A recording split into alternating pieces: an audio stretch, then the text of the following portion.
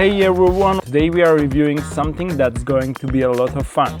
I have the DJI Osmo Pocket 3 and the iPhone 16 Pro Max with me, and we are spending the day here at the Universal Studios Hollywood.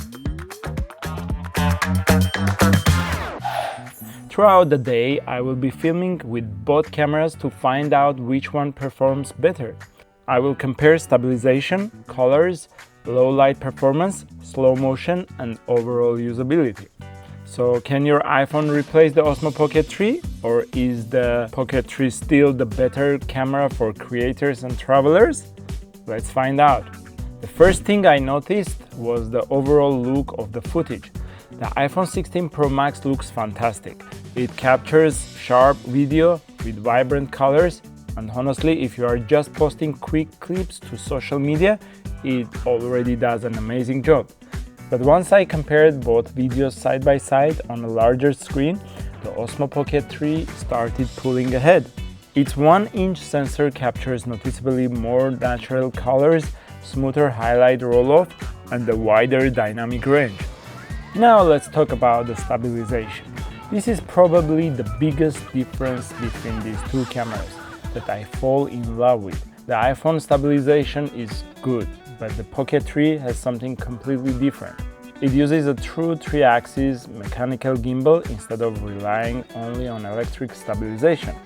Walking through the crowded streets of Universal Studios or going up and down stairs, following people, even moving quickly between attractions, look how the footage stayed incredibly smooth. One thing I did not expect to appreciate this much was how quickly I could start filming. With the Pocket 3, you simply rotate the screen and it's ready to record almost instantly. No unlocking the phone, no opening the camera app, no switching to video mode, just flip the screen and start shooting.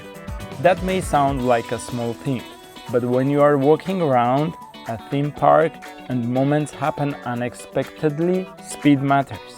Slow-mo in 4K 120 frames per second on Osmo Pocket 3 is also amazing. The footage stays detailed, smooth and cinematic, making those exciting moments feel even more dramatic.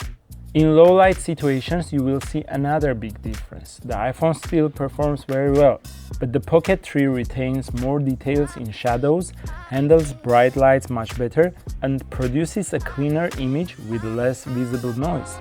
The footage simply looks more natural without becoming overly grotesque. So should you buy the DJI Osmo Pocket 3 if you already own an iPhone 16 Pro Max? Of course I will do it. Because if you simply want footages that looks more professional without carrying a large camera setup, the DJI Osmo Pocket 3 still offers a noticeable step up. The combination of the larger 1-inch sensor, true mechanical gimbal stabilization, active track, quick startup, excellent low-light performance, and direct microphone connectivity makes it one of my favorite travel cameras. This is all for today's review. At the end, enjoy some of the extra footages that I shot with DJI Osmo Pocket 3. If you enjoyed this comparison, please don't forget to like and subscribe. Thanks for watching, and until next time.